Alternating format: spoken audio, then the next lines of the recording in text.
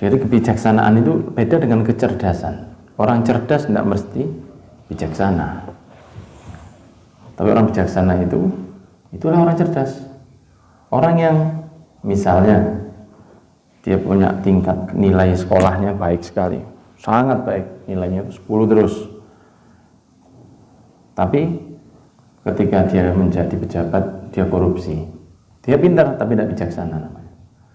Ada orang sekolahnya tidak lulus SD, terus sudah SR. Ya, sekolah rakyat namanya dulu. Dia sekolahnya biasa, tapi begitu dia ketemu dengan korupsi atau menggunakan uang yang bukan uangnya, dia takut. Oh tidak, itu orang bijaksana namanya. Orang bijaksana. Dan kebijaksanaan itu sesuatu yang sifatnya luas. Waman yu'tal hikmata faqad utiya khairan katsira. Siapa orang sudah diberi kebijaksanaan, maka dia sudah seperti diberi sesuatu yang sangat banyak, yang sangat besar. Itu hikmah, kebijaksanaan. Makanya orang biasanya kalau namanya Luqman itu namanya Luqman al-Hakim, ya. Luqman al-Hakim. Seringnya begitu. Kenapa? Karena yang memang Luqman ini diberi oleh Allah hikmah yang luar biasa. Ya alim, ya bijaksana. Contohnya Rasul itu semua lakonannya bijaksana. Kebijaksanaan. Ngalah itu termasuk bijaksana. Tidak tergesa-gesa itu bijaksana. Tegas itu bijaksana. Begitu. Ketika marah, ketika sabar itu bijaksana. Tahu kapan marah, tahu kapan waktunya sabar, itu bijaksana. Marah terus tidak bijaksana. Marah terus tidak bijaksana. Atau tidak pernah marah, Islam dihina, tidak marah. Tidak ada balance-nya. Balance itu tidak ada. Balance kalau waktu marah. Ya. Kalau waktu sabar. Bukan waktu sabar marah, waktu marah sabar. Nah, itu tahu, punya peka dalam hal kehidupan, itu kebijaksanaan. Saya ulang bahwa kebijaksanaan itu di atas kecerdasan. Termasuk hikmah ini apa? Takut sama Allah, itu hikmah, bijaksana. Orang takut sama Allah itu bijaksana. Memikirkan akhirat lebih dari dunia, itu bijaksana. Maksudnya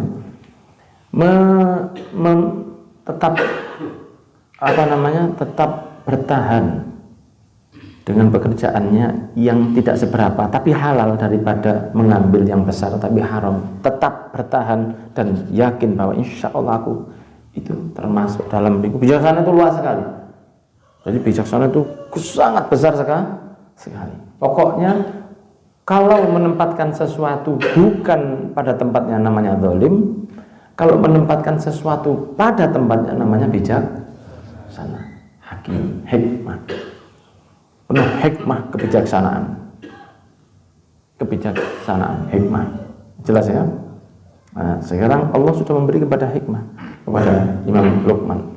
Maka apa diantaranya? Anishkurlillah, yang banyak syukur. Orang banyak syukur itu orang bijaksana. Dapat banyak, alhamdulillah. Dapat tidak terlalu banyak, alhamdulillah. Dapat sakit, alhamdulillah, dosa saya diampuni. Dapat sehat, alhamdulillah, bisa ibadah. Dapat istri baik, alhamdulillah, dapat baik. Dapat kurang baik, masya Allah, coba.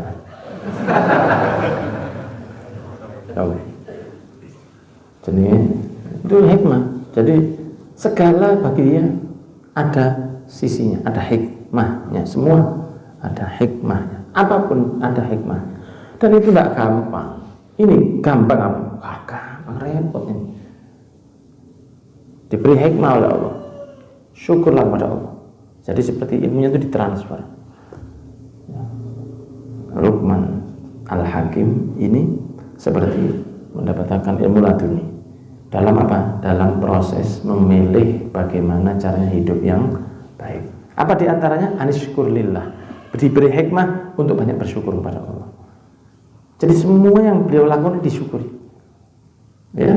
Dan dikatakan oleh Allah, "Waman yashkur," siapa orang bersyukur, fa inna ma yashkuru li nafsihi, maka sesungguhnya dia telah berterima kasih kepada dirinya sendiri. Dia telah berterima kasih ke dirinya sendiri. Siapa yang berterima kasih kepada Allah, sesungguhnya dia telah berterima kasih pada dirinya sendiri. Maksudnya ya apa? Bagaimana saya berterima kasih kepada Allah? Tapi di saat yang sama saya bersyukur, berterima kasih kepada diriku sendiri. Maksudnya apa? Bahwa semua lakonan manusia itu kalau baik itu kembali ke dirinya sendiri. Allah tidak butuh terima kasih itu. Orang bersyukur itu kan dapat pahala. Pahalanya kembali ke siapa? Ke dirinya sendiri. Anda bersyukur dapat pahala enggak?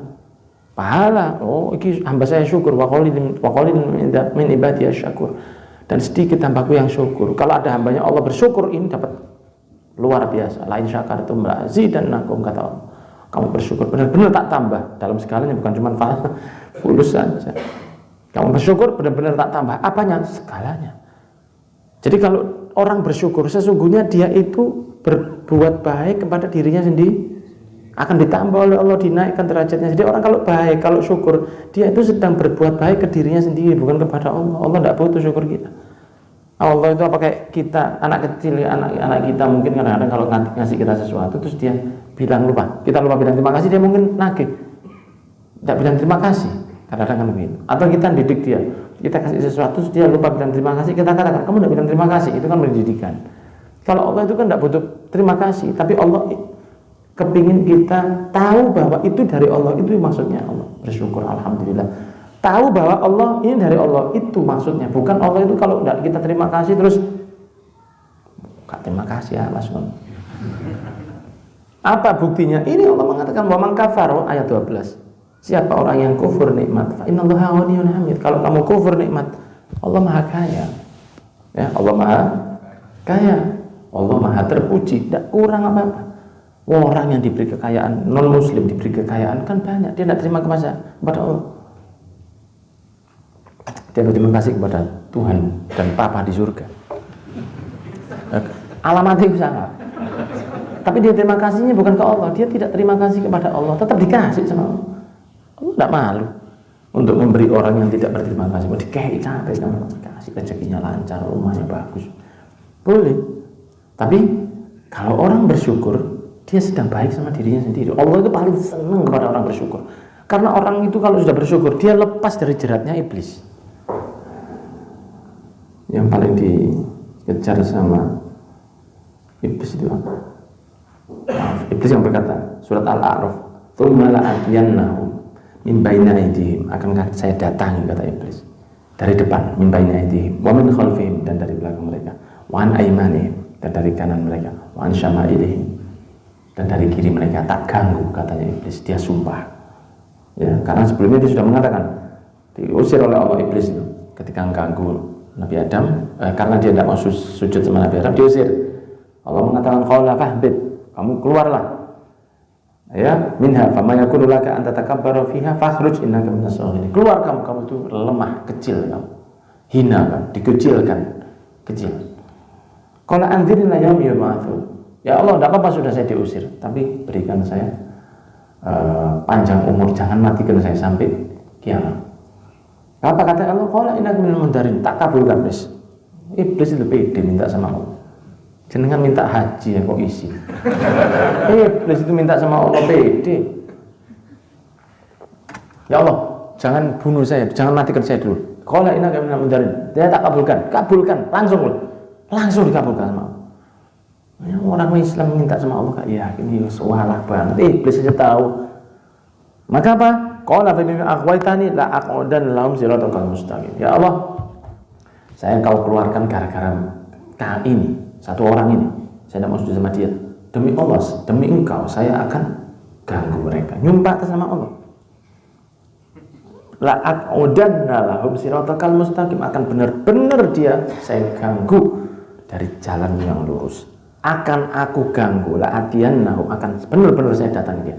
Min baina aydihim wa min khalfihim wa an aymanihim wa an syama'ilihim. Surat Al-A'raf. akan saya ganggu, kata iblis, dari depan mereka, dari belakang mereka, dari kanan mereka, dari kiri mereka.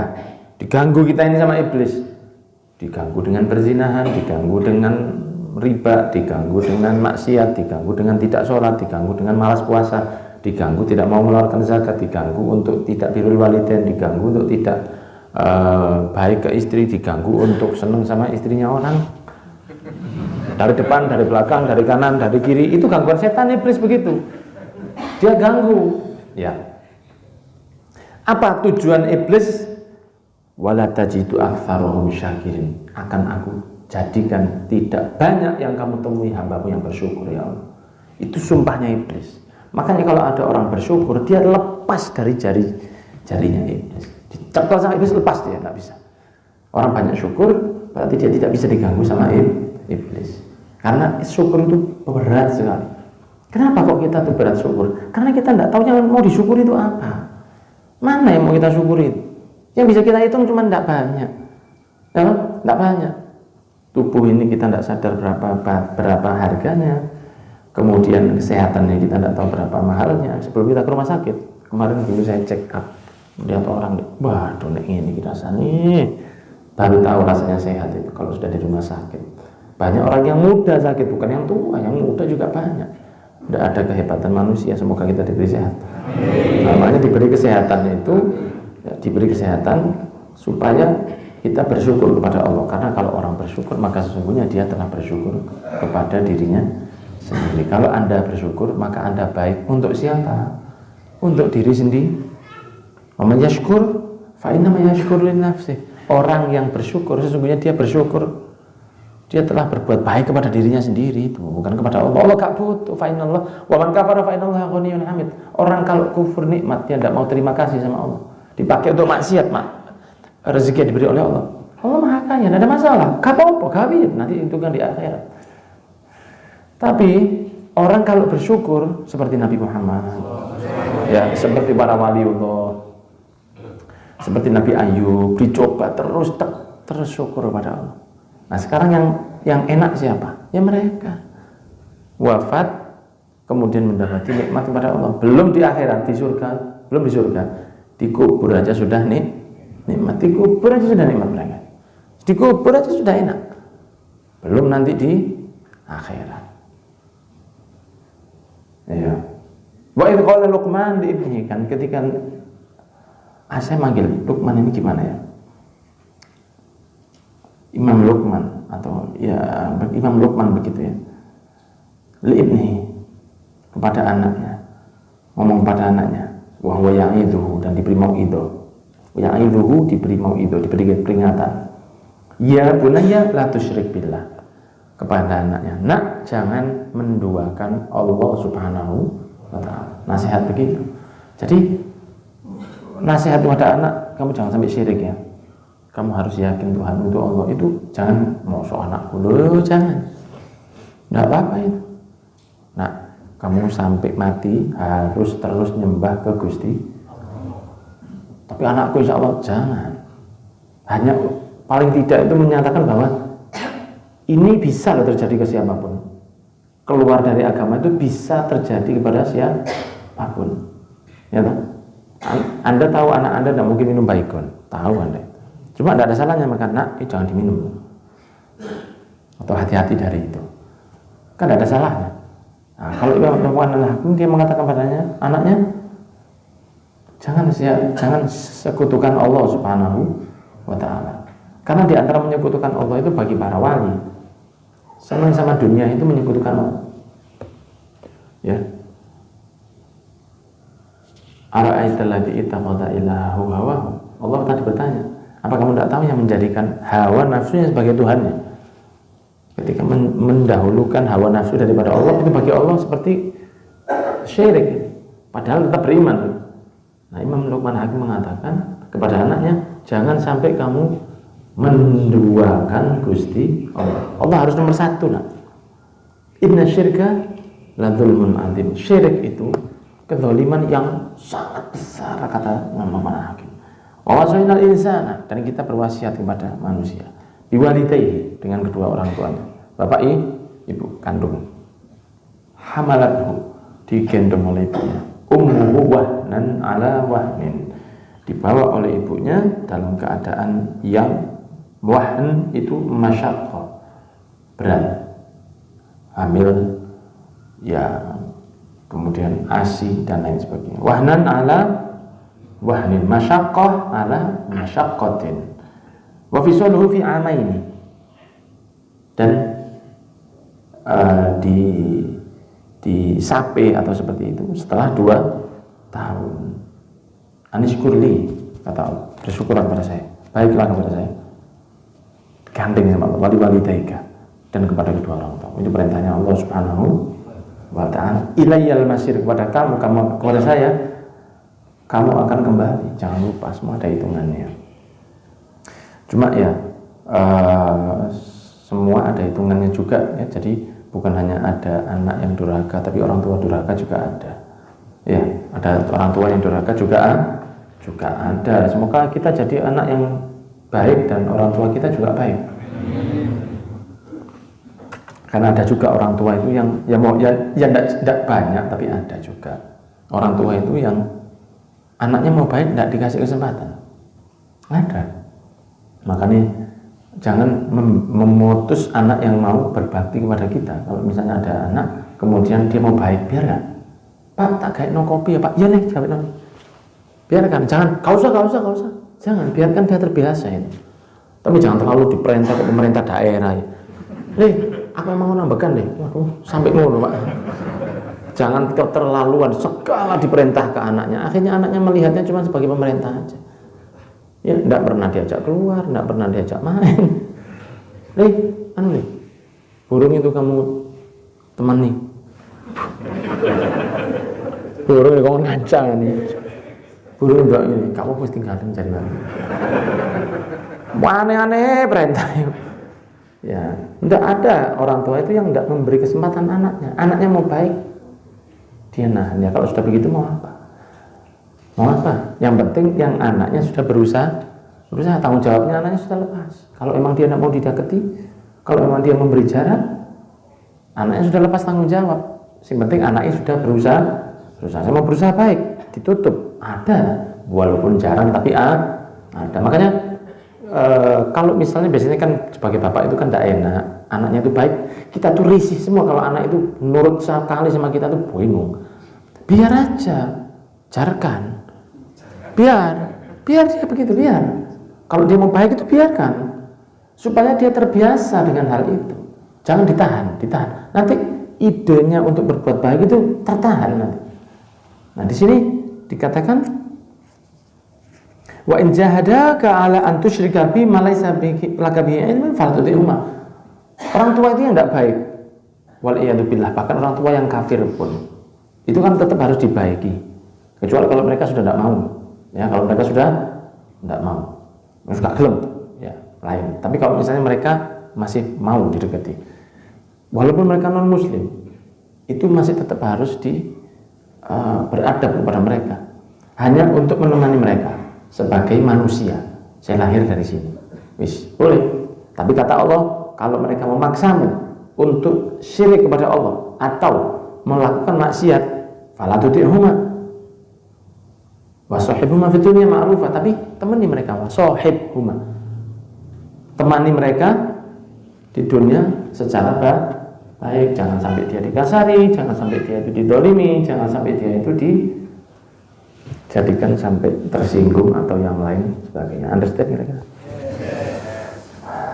Ini Ustadz Ihsan, Masya Allah, pantesan kok ganteng kasep pisan. Ini orang Bandung ya. 1, 2, 3, 4, 5 ini ada berlima. Ini Boboto. Ini Arema semua. Tidak boleh pulang. Sehat nggih? Sehat ya? Sehat alhamdulillah. Saya lanjut nggih. Sehingga dikatakan oleh Allah Subhanahu wa taala, wa sahibhuma fid dunya ma'rufa, maka tetaplah kamu untuk menemani mereka dalam keadaan ma'rufah, yang baik. Tetap temani secara baik. Sampai di zaman Nabi Musa pernah saya ceritakan, Nabi Musa itu bertanya, ya Allah, kalau memang sekarang ini sudah ada yang calon penghuni surga, saya pengen tahu orangnya yang mana ya Allah. Saya tahu ya Allah, di daerah sana itu ada, itu kamu datang, itu calon penghuni surga. Datang anak muda bawa babi, anak muda bawa babi. Ya. Kemudian dilihat sama Nabi Musa, ini ya Allah, iya. Kalau Nabi Musa bingung, anak muda bawa babi, kok gini ya? Ini calon penghuni surga, iya. Didatangi oleh Nabi Musa. Assalamualaikum, waalaikumsalam, masya Allah Nabi Musa gini-gini. Ngobrol sebentar ya, saya mau mandikan babi saya. Masuk, dibersihkan, dimandii sama dia, diletakkan di ranjang babinya. Nabi Musa lihat begini, ditaruh di atas ranjang seperti orang manusia, seperti manusia. Setelah itu dia datang lagi nemuin Nabi Musa. Gimana Nabi Musa? Mas, saya tidak tahan. Nabi Musa itu kan tidak tahan orangnya, tidak tahan. Dia seperti kepada Al-Khadir itu, begitu dia merusak kapal, kamu ngapain kamu rusak kapal ini? Kata Al-Khadir, loh saya kan janji jangan tanya. Tidak kuat Nabi Musa itu. Kemudian bunuh orang yang kedua, kenapa kamu bunuh? Saya kan bilang jangan tanya. Sampai yang ketiga membangun tembok, mestinya kita minta jatah ini dibayar mestinya. Ya sudah, hadza firaqu baini wa bainik. Seperti itu kepada Al-Khadir, tidak tahan. Jadi Nabi Musa melihat itu tidak tahan. Mas, kenapa sampai hormat sama babi seperti itu? Oh, ini orang tua saya. Loh, ini orang tuamu? Iya, karena kan ada. Walaqad alimtumul ladzina i'tadu minkum fis-sabti faqulna lahum kunu qiradatan khasin. Al-Baqarah 65. Allah berfirman bahwa di hari Sabtu itu ya ada makhluk yang dulunya mengambil ikan di hari Sabtu, dan sudah saya pernah sampaikan, akhirnya mereka jadi monyet dan babi. Ada yang monyet, ada yang jadi babi. Itu zamannya Nabi Musa begitu. Kalau nakal jadi babi biasa. Nah itu dulu nakal ayah saya. Masih kamu akhlaki seperti ini, ayahmu sudah jadi babi. Iya. Oh, karena birrul walidain masuk surga kamu. Nah, ya wis. Dan di riwayat dikatakan terakhir karena doanya anaknya tadi, orang tuanya balik jadi manusia dan masuk Islam. Di riwayat seperti itu. Ya kalau riwayat itu kan kalau dhaif kan boleh dipercaya. Kalau hukum tidak boleh. Jelas ini? Ya apa pojokan kano sone enak ya? Ya. Wattabi' sabila man anaba ilaihi tsumma ila marji'ukum fa unabbi'ukum bima kuntum ta'malun. Insyaallah kita stop di ayat ke-15. Semoga kita jadi orang yang selamat di dunia wal akhirat.